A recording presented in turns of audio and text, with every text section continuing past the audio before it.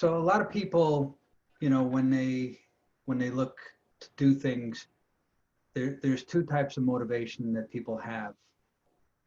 Typically, there's towards pleasure or away from pain. And lately, a lot of the focus in the world has been away from pain. Anti-violence. They want to get rid of disease. People want to manage stress, and so really, the purpose of tonight is to shift that focus 180 and to really kind of buy into the fact that you can't create calm and health by avoiding stress and disease. So, and I love a lot of my teachers use the word dis-ease, which is really just a great way of putting it. And listening to this book by Bruce Lipton called The Biology of Belief, he really talks about that level of dis-ease and how the environment impacts our development and our health, probably more than anything, because we're, we're shaped by the external stimulus. And he comes up with a weird preface that, the cell in the body, any cell in the body, is kind of a fractal of the whole body, meaning that if you take any part of the cell and relate it to the human body, it relates to that part of the human body. So what they discovered was originally they thought the brain of the cell was the nucleus of the cell, and they took cells and removed the nucleus, and the cell still survived for a period of time. So if you took a human and removed the brain, they would not survive at all, let alone for any period of time. So what they've done is, look into it a little further and see how the genes affect the reproduction, see how the genes affect certain qualities and traits. And what they found is that the genes are just blueprints for building blocks of protein that make up the body and the cells, but they're not anything to do with personality or health issues or any of the traits that they thought genes dictated, that they were going to kind of come up with these programs to create designer babies and splice the genes and make strong and smart superhumans. So none of that's really related to the genes. It's more related to the environment in which the cell grows and reproduces and what elements are in that environment, whether it's nourishing or harmful to the cell. So what they found also, and this is really what ties in with this group tonight, is that the thoughts around it, the external stimulus of thoughts, affect the chemicals in our body, which affect the way that our cells grow and stay healthy. So a baby is initially in what's called a delta state, which is one of the deepest states, which we usually consider unconscious, like even deeper than sleep. So the baby's in that state initially, embryonically, and then when it's born, it's for the first about 6 years of its life, it's mostly in what's called theta state, which is kind of a twilight state that's halfway between being awake and being asleep. So we experience it at least twice a day, but studies have shown it's about every 45 minutes that we go through this state just cyclically. And it's kind of that state when you're first waking up in the morning, but you're not totally awake. So you're a little like half conscious and half other than conscious. And it's that state also when you're going to sleep at night, but you're not asleep yet, where you're half conscious and half other than conscious. So this relates to a meditative state, but it also relates to a hypnotic state. So basically, for the first 6 years of its life, a newborn is in that hypnotic state of taking in information where they can sort it at a super learning state of conscious and other than conscious, or what people call whole mind learning. And That's why they can learn multiple languages at the same time. So this really ties in with what we're doing tonight, because what are we doing? We're doing hypnosis, we're doing meditation, we're being mindful, we're setting intention to our thoughts and directing our own hypnotic reaction to the world and the environment around us. So that level of hypnosis leaves us not, as the rest of the world, susceptible to the whims and ways and flow of the environment, but it really puts us at a level above that where we can directly affect our states. And we can't control the world around us, but we can control our actions and, more importantly, our reactions to the world around us. And when you rise up to that level, when you stay mindful of what's going on in your world, what's going on in your life, and more importantly, what you want, what your intention is, then you can shift your energy, and it actually physically affects every cell in your body. So it's not just about, okay, I'm setting my intention, like in law of attraction, I want this, I want that, I'm feeling good about it, but it actually physically alters the cells in your body to align with your thought process.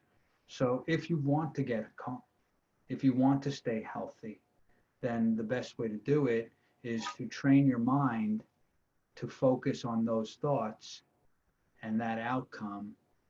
And where your attention goes, your energy flows. And where your energy flows leads to results in that area of your life. So that's really what the quick and simple intention is for tonight, in that it will help you to kind of create that mindset.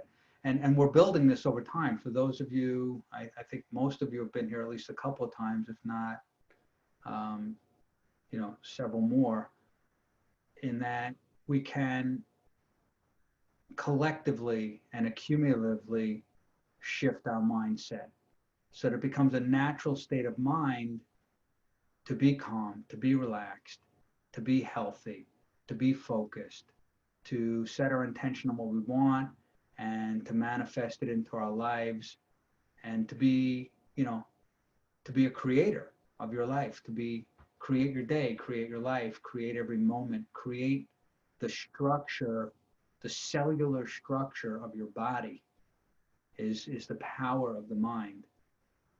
And we can do that by setting an intention. We can do that by staying consistently in a good state of mind.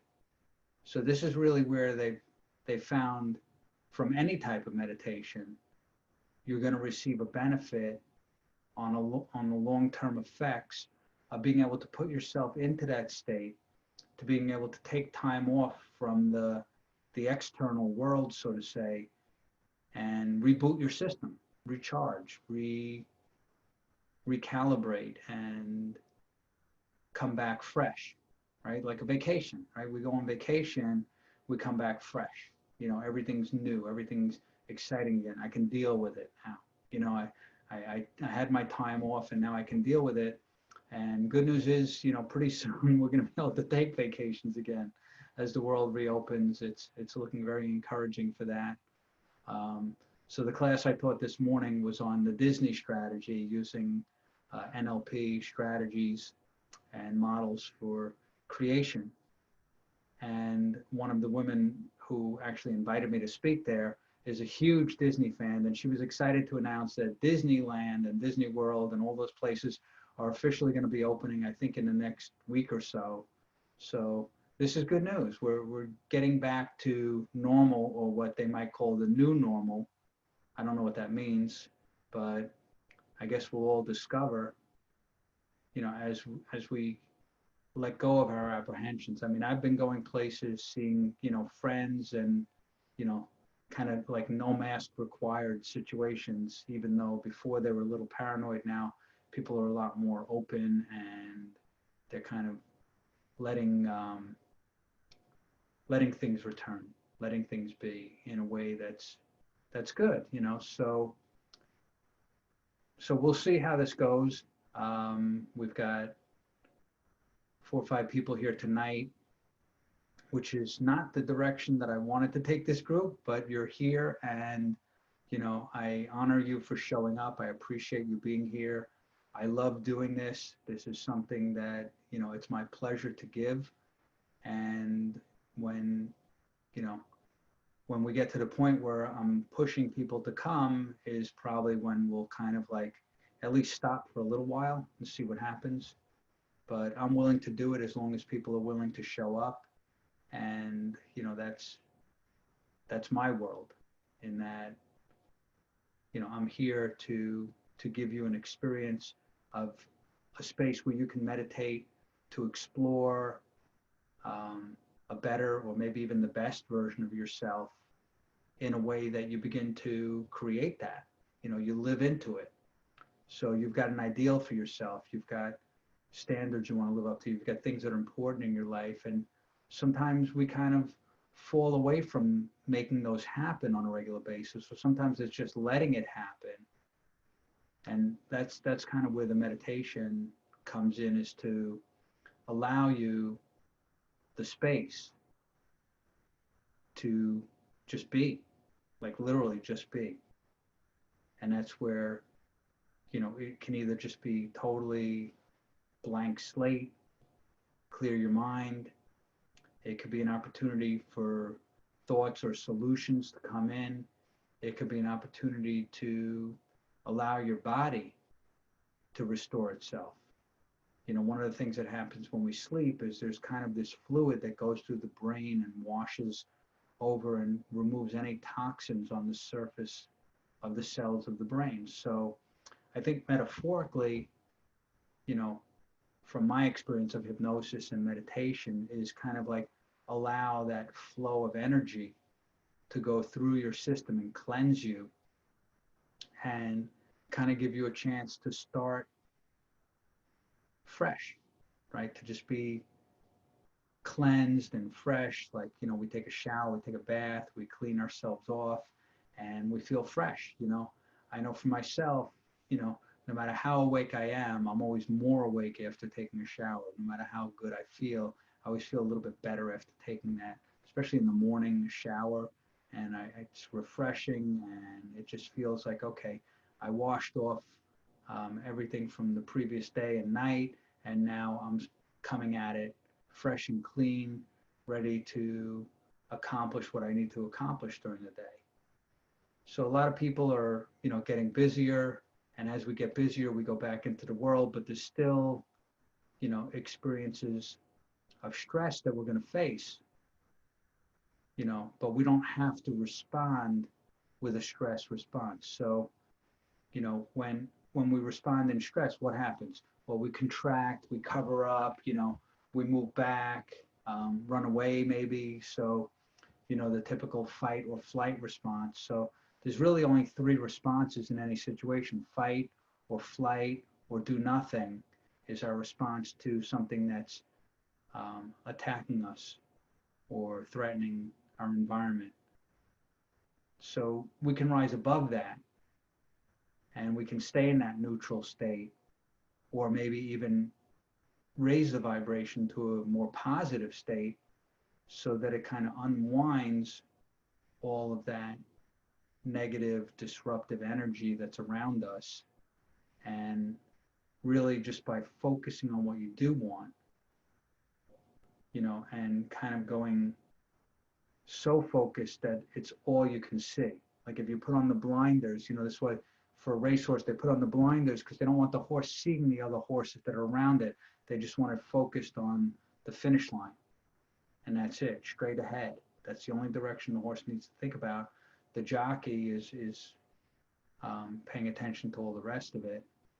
But when you keep those blinders on and you stay focused on what you want, it's obviously more likely that you're going to achieve that. So that's really the aspect of focus that helps you. And the other thing about it is, repetition. So again, you do one meditation one time, yeah, you'll feel good. Okay, but if you do that meditation over and over and over again, or different meditations, and you kind of train your mind to be in that meditative state, this is when you start to get that cumulative effect where you can just become generally a calmer person. I have people comment to me all the time, "Oh, you're just so calm." Like, and I truly feel and believe that I have a blessed life. Although a lot of people would look at my life and say, "Oh my God, there's so much stress you're dealing with on a regular basis. How do you handle it?" Well, I handle it because I've trained myself to be calm. And when I'm calm, I can spread that energy out to the world, and it dispels a lot of the stress and negativity that surrounds me in the world. And, like last week, it was all about being the example. If you want to see a change in the world, be that change. If you want a certain vibrational energy around you, be that, vibrate at that level of energy. So really, a lot of people in the world around us, regardless of this pandemic, which is disappearing, thank God, there's people that get sick, they're unhealthy, they have dis-ease, right? So what we want to do is we want to be the example to them of ease, right? So what's the opposite of dis-ease? Ease, right? So easy. We want life to be easy. And it's really in your approach to life that you can make it easy. It's your choice. Life is choice, right? You've heard me say that at least 10 or 50 or 100 times. So if life is choice, right, and you choose ease, then you create that ease. That's where your attention goes, where your energy flows, and it's what manifests into your world as a result of you meditating on that collectively and continuously and repeatedly focusing on what you do want to manifest it into the world. So, does anyone have any issues that they're dealing with that they want to work on resolving in terms of any health issues or stress issues in your life, or something that you think would just that's pulling you away? Like what stops you from being calm and healthy, right? Share that with me, and then we're going to kind of do the meditation to flip that 180 and kind of break through that roadblock. If you want to share, just unmute yourself.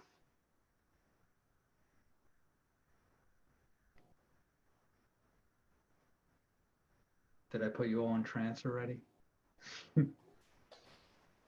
For me, Mark, sometimes I feel stressed when I'm in a state of overwhelm, like when I feel like I have a lot of things that have to get done, and I don't feel like I have enough time to get them all done. Okay. I look at the ongoing list of like this needs to get handled, and there's just sometimes it doesn't seem like there's enough hours in the day. So if you didn't have that overwhelm, what would you have instead? Like what would you want to replace the overwhelm with? What's the 180 on that? I think focus on that, because I think some of it comes from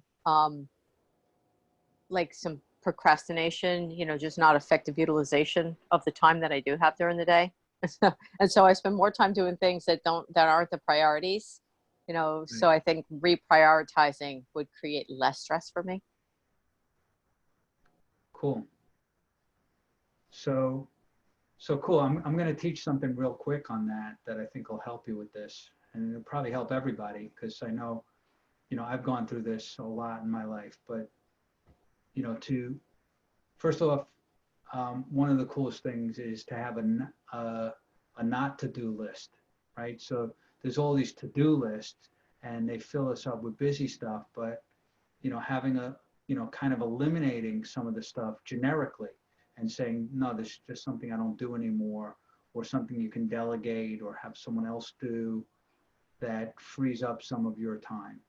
Or, like people always say, I need to manage my time better, but you can't manage time. Time just goes, right? But what you can do is you can manage the tasks that you do during that time. And those tasks are managed by choice, right? You can choose to do this or not. You could choose to do the other thing or not. You can choose to do something important, or you could choose to do something meaningless, right? It's really choice of what we do. So Stephen Covey wrote a great book called The 7 Habits of Highly Effective People. And I'm 99.9% sure that it's in this book that he talks about like 4 quadrants. And the the one side is important and the other side is unimportant. And then, so one column is important, one column is unimportant, one row is urgent, and one row is not urgent.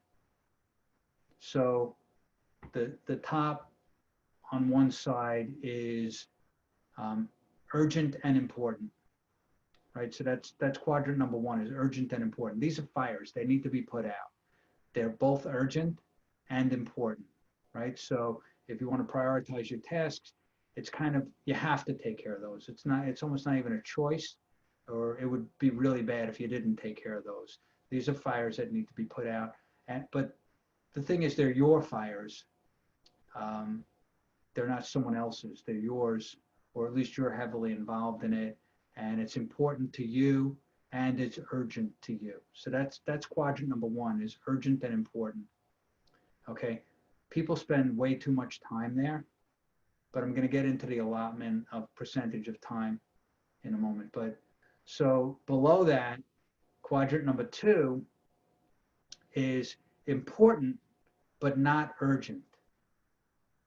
Now, this is probably where, you know, a lot of the time is spent, but not nearly enough, right? So too much of it goes up to urgent and important, and not enough stays in important and not urgent. So window number three, or quadrant number three, is urgent but not important. Okay, and really, that's someone else's fire. Okay, it's got this sense of urgency, but it's not important to you. It's important to them, right? And they're trying to delegate it on you, or they're trying to engage your help, or they're desperate, right? And you feel for them, you feel empathy. And this is where, you know, a lot of people that have problems saying no, they kind of fall into spending a lot of time in that quadrant where it's someone else's fire and they're helping them put it out. It's urgent, it's important to the other person, but it's not important to you and your goals and your life. Okay, I mean, it is important in the sense that you don't want to throw someone under the bus. You want to help them out as much as you can, but if you're limited on time, there's only so much of that you can do. So really, a small percentage of your time should be dedicated to those tasks. And then the fourth quadrant, I don't know, tongue in cheek, we can call it Netflix, video games, mindless tasks, TV, just like stuff that's not urgent and it's not important, mostly considered time wasters. Now, I kind of made fun of Netflix and TV, but if you're working and you're super busy and you just don't have any time for yourself, and you sit down and you watch a half an hour comedy show and it makes you laugh and recharge your batteries, that's not quadrant four. That's quadrant two. That's important, but just not urgent, right? Or maybe it's almost quadrant one, important and urgent, if depending upon how busy you've been and how stressed you are and how important it is for you to just take 15, 20 minutes, 30 minutes to just do something mindless and relax.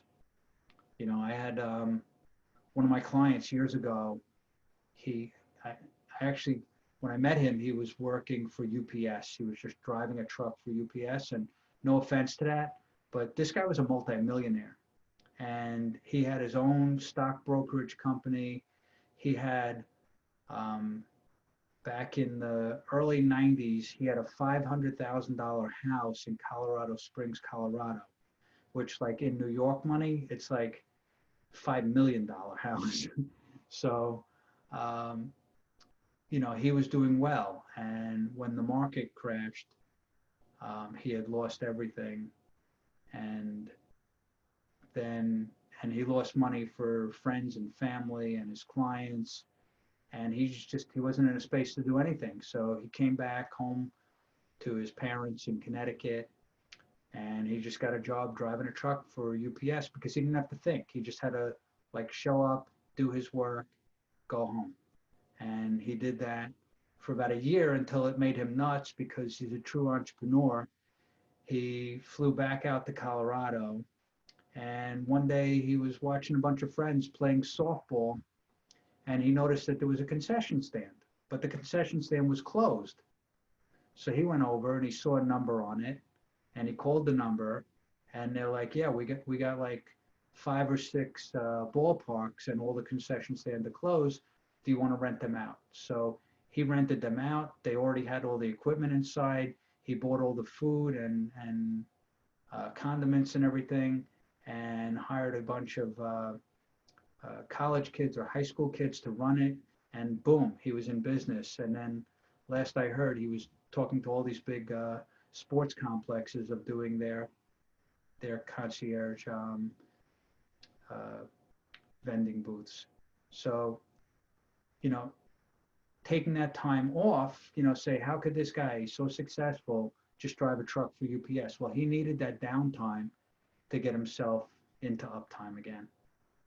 Okay, so quadrant number one, maybe 2 to 5% should be spent there. So how do you do that? How do you get out of those emergencies that are urgent and important?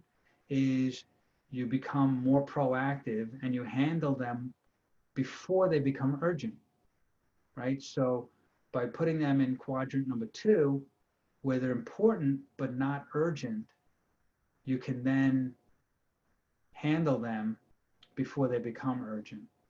So that's really like 80% of your time and tasks should be in quadrant number two. Urgent, but not important. I mean, important, but not urgent.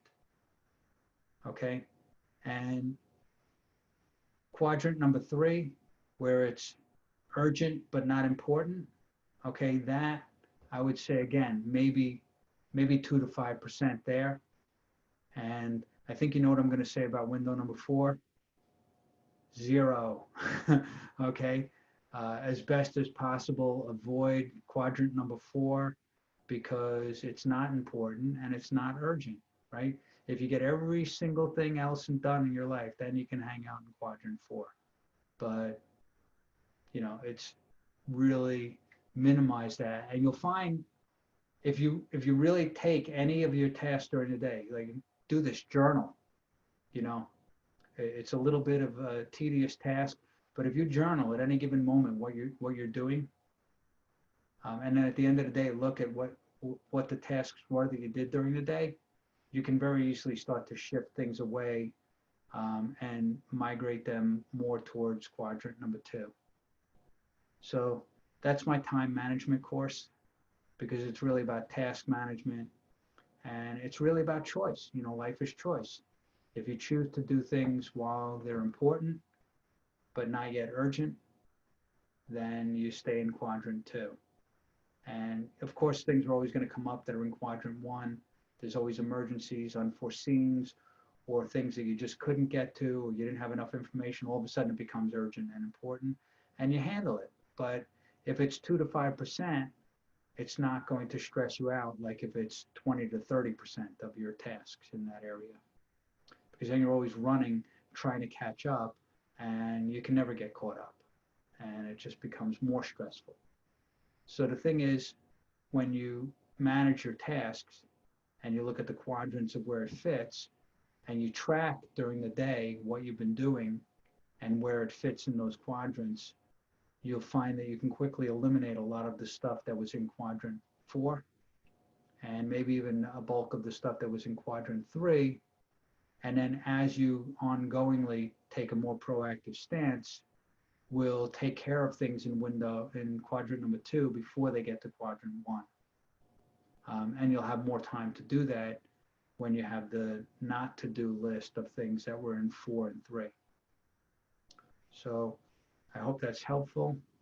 And, staying calm by focusing on, you know, Stephen Covey says the main thing is to keep the main thing,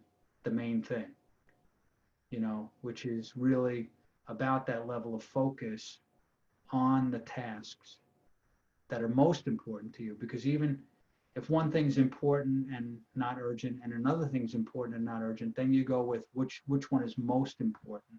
So if you handle the most important ones first, then they're done. They're out of the way. You don't have to worry about them.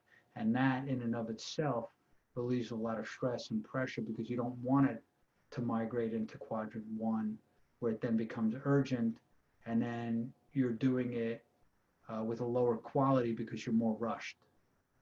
So if you handle it when you're calm, if you're doing the mindful hypnotic meditation on a regular basis and keeping yourself in that space where nothing kind of throws you one way or another, then you can be a lot more efficient with the tasks you're making. You have a lot clearer mindset to make better choices as to which to prioritize, and you can get a lot more done in a shorter amount of time, by taking that time, keeping your saw sharp, and focusing on the most important task before it becomes urgent. So, Thanks, Mark. I had a good reminder for the quadrants because I knew that and I didn't think about it, And I think part of it is I go into a state of personal self-resentment because I do spend a lot of time in a quadrant making somebody else really effective and successful instead of putting that time into building my own business. right. Well, it's kind of the caveat for, someone like yourself, Carol, who's in a very giving profession, you know, being there for others. Uh, but you still need to take care of yourself. Self-care is really important. I listen to Brendan Burchard all the time, and it's one of the main things is that he keeps bringing everybody back to self-care and the significance of that, especially when craziness is going on in the world around us. We want to just bring ourselves back to centered, to be grateful, and, again, to be mindful of our own state. Because if we're stressed, if we're frantic, it's because we're trying to help everyone else. But if we're in less than our ideal state, then who are we really helping? What's the example? What's the energy that we're giving off? Less than our ideal, for sure. So, tonight we're going to focus on creating, ideal state of mind, state of body, state of being, so that you can show up in the world as a better version of yourself, because the core essence of who you are is calm, is relaxed, is focused, and is taking care of the most important things in your life in order of priority without having to really put any conscious thought or effort into it. It's just naturally the way that you begin living. So if anyone has any questions or comments or concerns or things they want me to add or remove from that, speak now, because I'm going to start the music in a minute, and then we're going to dive into a little bit of a hypnotic, mindful meditation.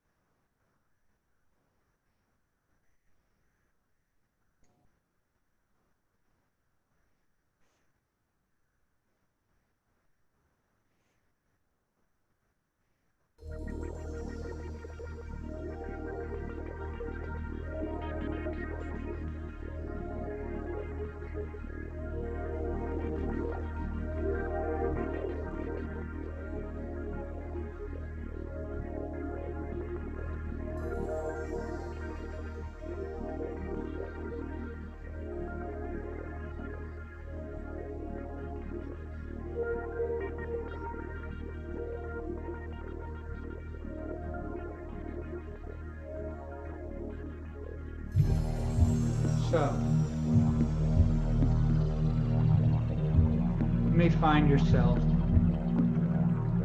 getting a little bit more comfortable as we begin to go through a process of relaxing not just your body and not just your mind, but the entire essence of who you are, showing up in the world in the way that you do. Feel certain sensations in your body and throughout your life are signals of how you're acting, or maybe even more how you're reacting to the physical environment around you, to the stimuli in your life, to the aspects of who you are showing up in the world in a way that can be even more resourceful for you. Too. Notice as you take a nice deep breath in. And as you exhale, you begin to relax even more deeply into a wonderful state in your body and in your mind, realizing that you've meditated before. Or maybe you know what it's like and how it feels to be hypnotized and where that sensation starts, flows, and how it begins to create these sensations. At first you might pay attention, and then you might just let it go. So take a moment as you sit, listening to the sound of my voice, perhaps paying attention to the breath,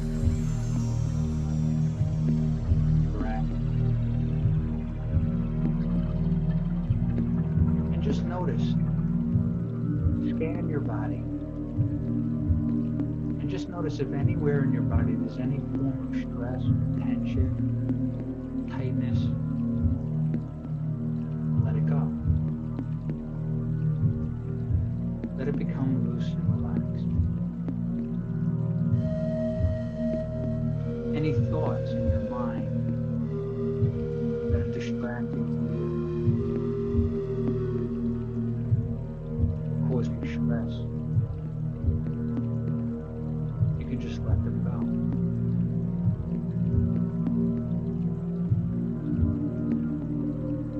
And really just begin to notice somewhere within you is the seed of a wonderful feeling, relaxation.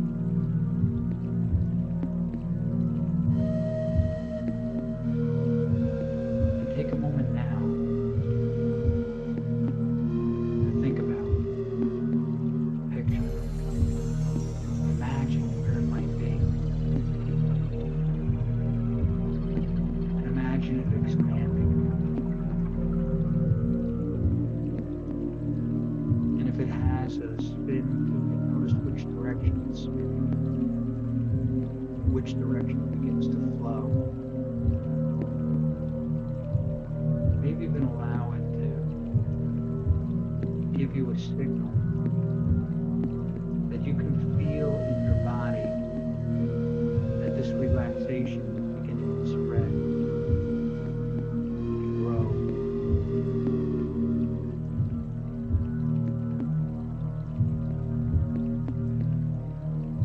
And as you feel it moving through your body, in each part that you feel it, you notice how much more relaxed that part becomes.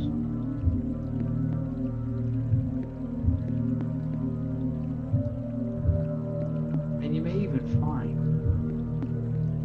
as this relaxation spreads throughout your entire body,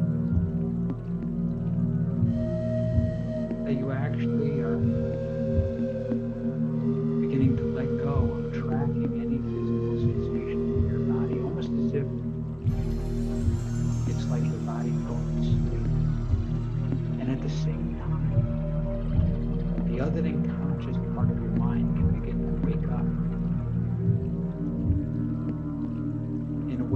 is not affected by the physical environment in a way that it can affect your physical body, your mental thought process, in a way that is not about getting rid of stress, letting go of dis-ease, but it's about bringing in calm. It's about relaxing. It's about doing it with ease. So allow yourself to ease into this wonderful feeling. Kind of like sliding under a warm blanket in the winter. And you just feel snuggled. And just notice how it is for you to feel calm and relaxed in your body and even in your mind. Thoughts begin moving slowly. Awareness seems to drift in and out like your breath. In and out.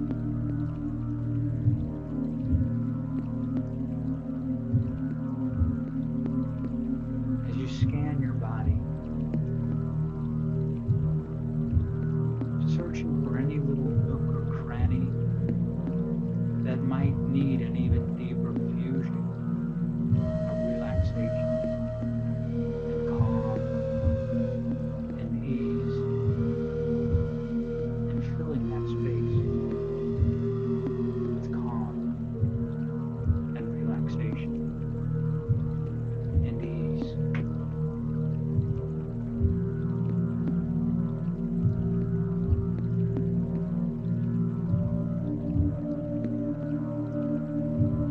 Because in this meditation, it's not so much about the words that I'm saying.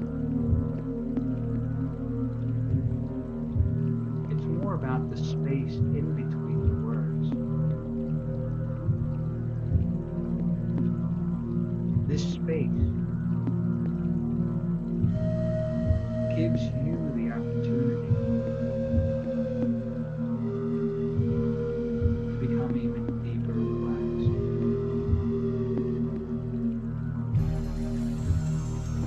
That's right.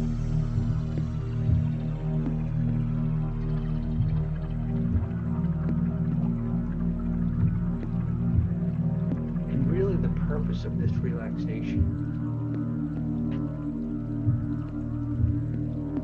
is multiple. To multiply this relaxation and to multiply its effects in many ways. You've experienced relaxation because that's how you know it even exists.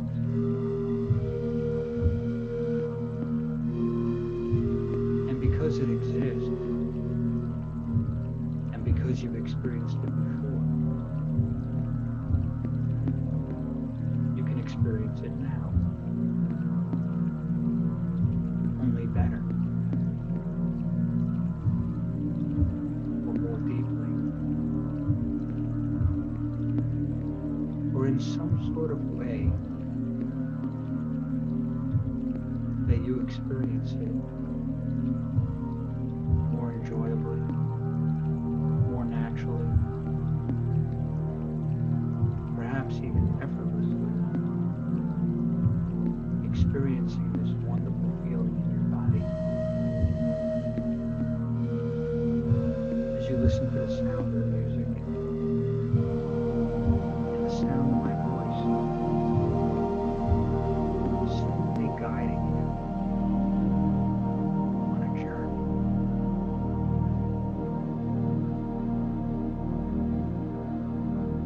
So imagine you had a very special spacecraft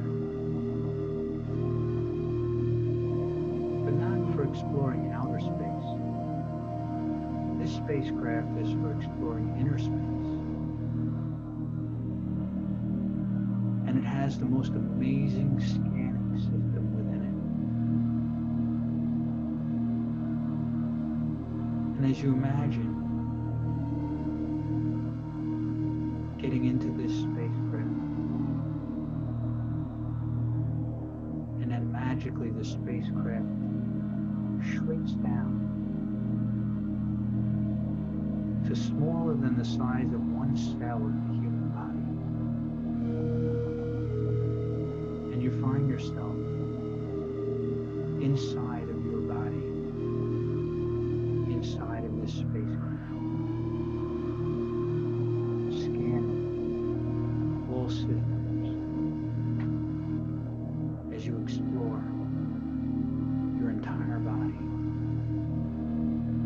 from the tips of your toes to the tips of your fingers, to your abdomen, to your shoulders, to the top of your head. Exploring and scanning for any signs or indications of dis-ease. And you realize this spacecraft is equipped with almost an infinite supply of calm, relaxed ease. And if there's any place that you discover that has any level of dis-ease, you can release some of the ease into that area.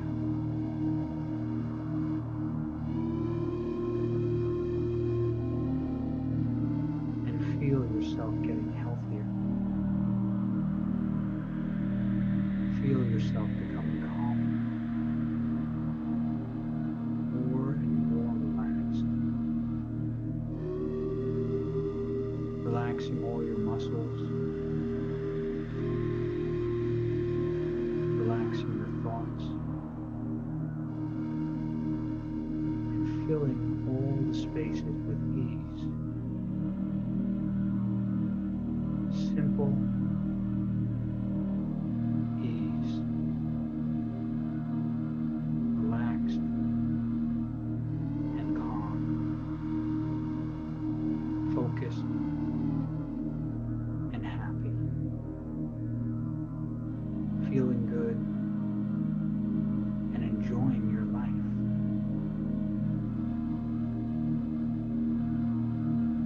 That's right. Now I realize some people need permission to enjoy their lives. So I'm going to officially announce to you now that you have permission to more fully and completely enjoy your life, to feel healthier than perhaps you've ever felt before, to look in the mirror and to look at yourself looking better than perhaps ever before. Because you're healing your body, you're healing your mind from the inside out.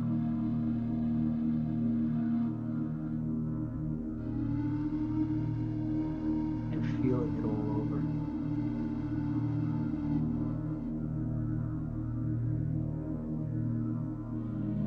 It's okay to just enjoy this for a moment or two, 3.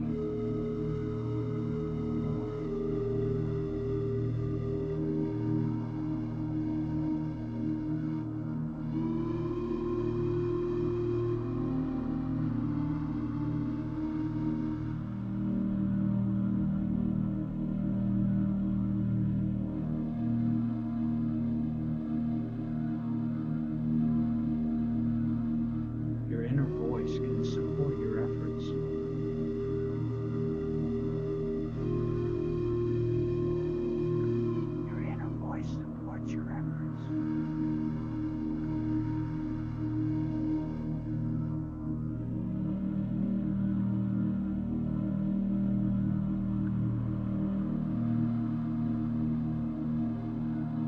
becoming more focused on the things that are truly important to you. And as you focus and shift your attention to the things that are important to you, energy flows in that direction.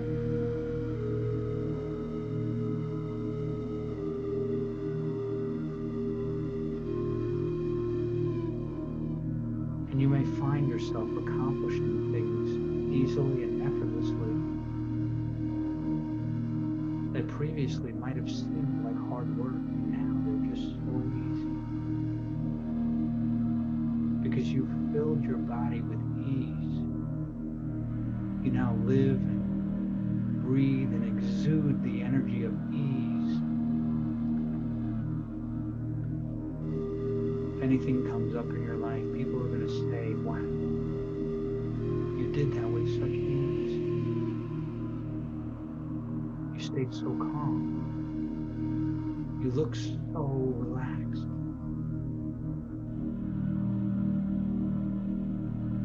And there's really only one reason for those responses. Because you are being the example, paying it forward to the world around you, inspiring them to want even just a taste of what you have and you're able to do and you're able to be and to experience easily, naturally, and automatically these wonderful, enjoyable, desirable sensations, or sometimes it's more about a lack of sensation that allows you to release and to fill the space with ease.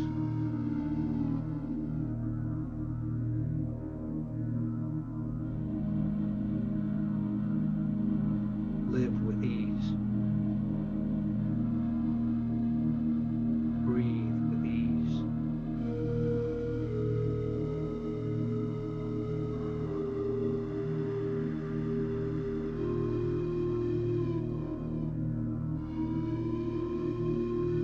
Be with ease.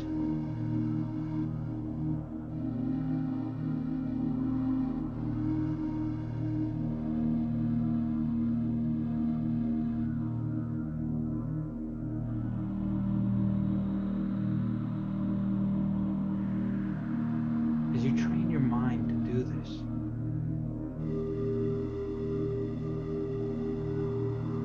you're going to recognize how much less energy it takes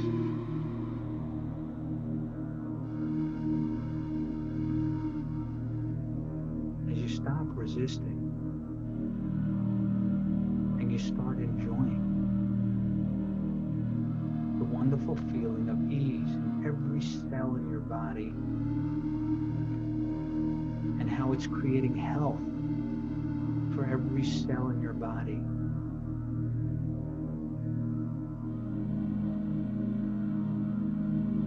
Your thoughts of being healthier and having the energy that you need.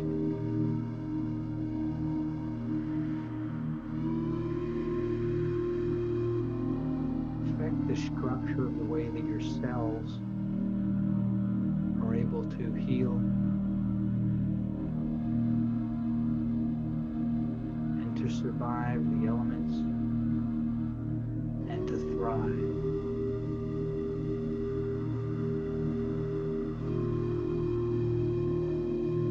As you're growing in your abilities,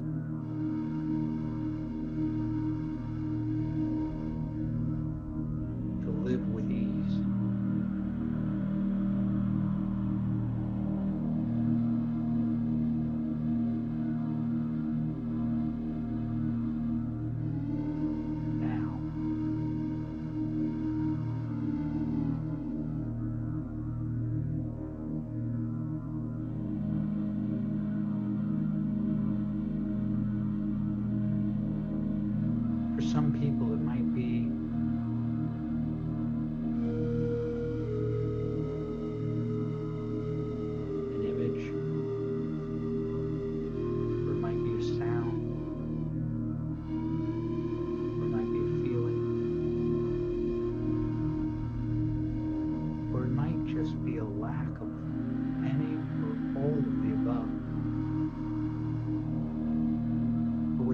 is for you.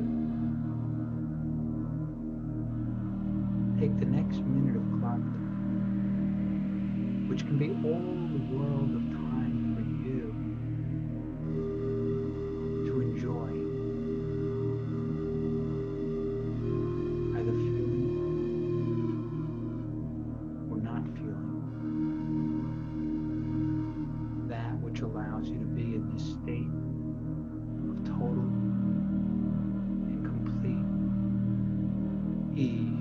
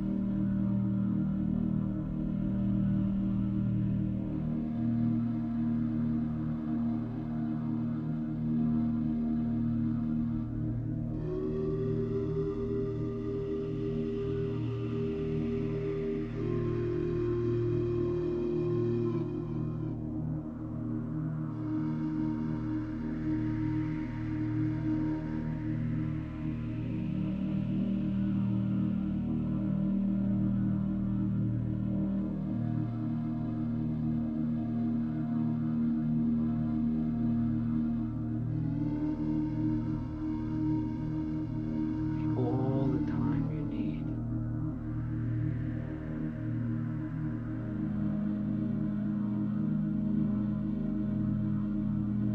This is your time.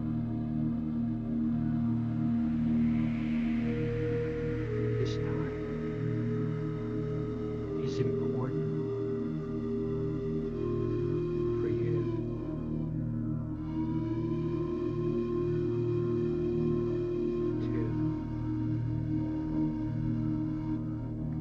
Recognize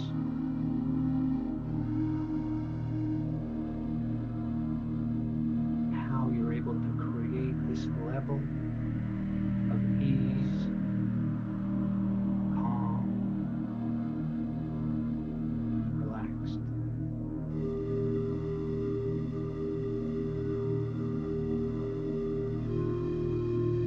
Perhaps slow down your thinking.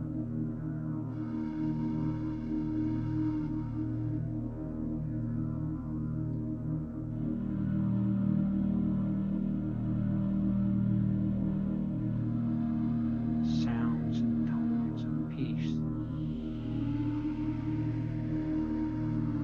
tranquility.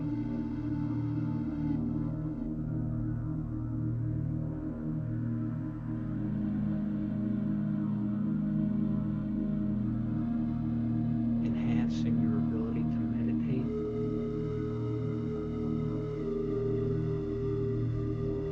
No matter where you are, no matter who you're with, no matter what's going on around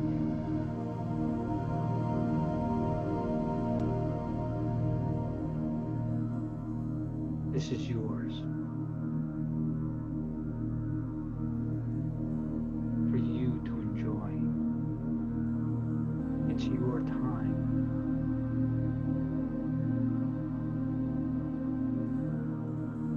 And this time can be endless. If time is a concept, you can distort time. They say that time flies when you're having fun. And it seems to take forever when you're on a long line at the bank.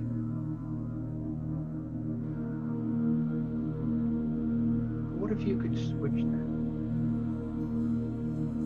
and have time fly when you're on a long line at the bank? And when you're having fun, a couple of minutes of clock time can last for hours on end. It's your choice. choose to perceive time.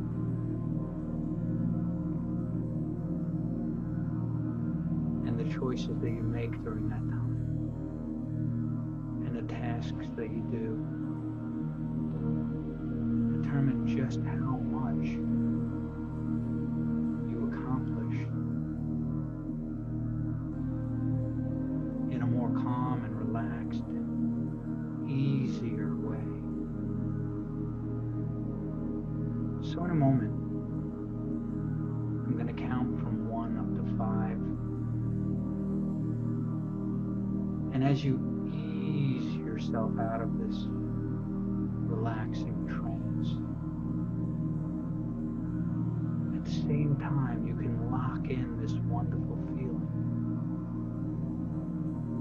and realize that you created this in your body and in your mind. You can recreate this anytime, anywhere, no matter what's going on around you. You just have to remember,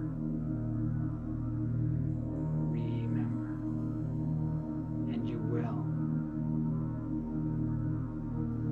Because in a moment, I'm going to have you think about times where it would be useful to feel this way.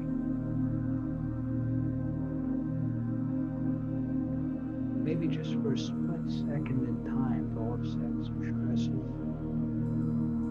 or maybe for hours on end of peaceful meditation, sleep, or relaxation. However it works best for you to enjoy.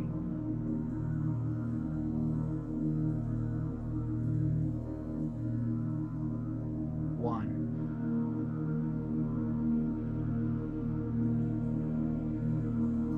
Realize you have conscious thoughts and you have other unconscious thoughts. 2. Perhaps once again noticing the sound of the music, the sound of my voice guiding you.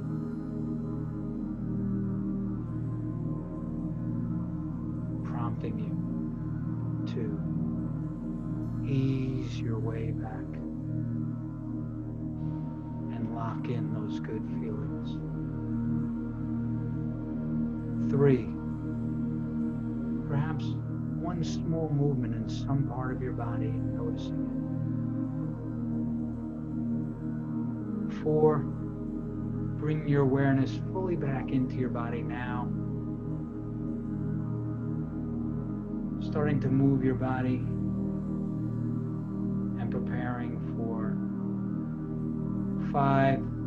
Open your eyes, fully awake, fully alert, and fully aware of just how good you feel and how your perception of life is just, I don't know, easy.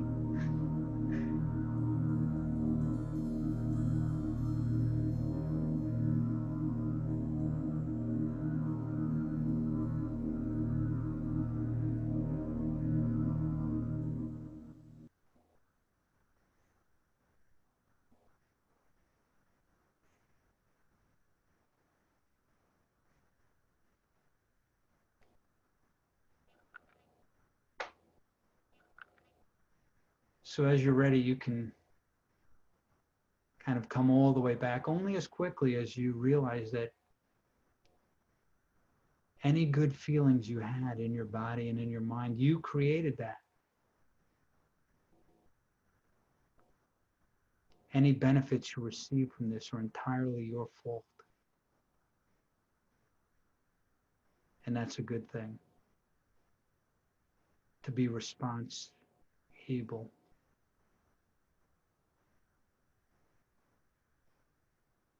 To realize that you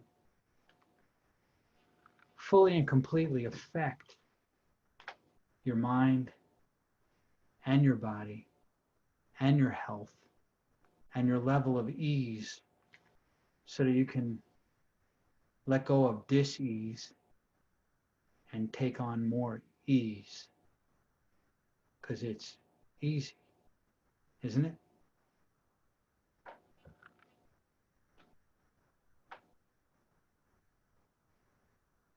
So any questions, any comments, any concerns, feedback,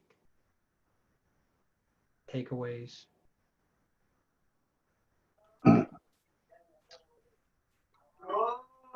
I can't wait till we do it in person. Yeah. Soon enough. I hope so. I just, it's just hard here. I don't have a door on my office, and the kids are, loud, and it's just a little tough here. But I still enjoy it though, Mark, and I appreciate it. Thank you. Well, you know what? If you can do it during that, then you can do it during anything. I used to have people come to me for stop smoking, and they'd be like, "Oh, I'm going, I'm going through this really stressful time. I don't know if I should stop now, right?"